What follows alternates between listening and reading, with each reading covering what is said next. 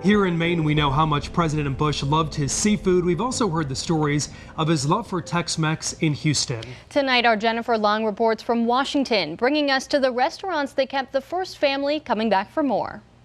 It seems wherever the Bushes went, they made friends, and that includes wherever they had dinner here in Washington.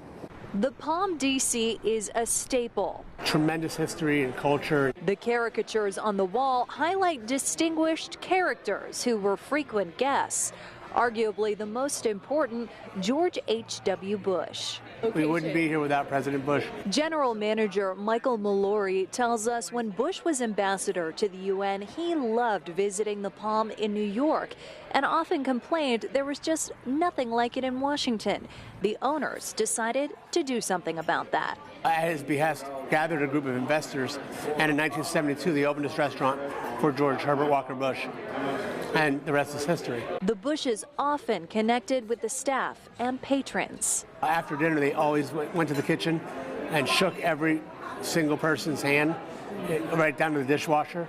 Then they would come out and stay as long as needed to make sure they took pictures of anybody and everybody who would want a picture. With a completely different vibe, the Bushes were also regulars at Peking Gourmet Inn. For that many times, that many decades, serve the first families, it's a great honor. George Tree tells us his staff served the Bushes more than 100 times. Many of the visits documented in the pictures on the wall. He's far more than a great president. He's a humble and he's very generosity.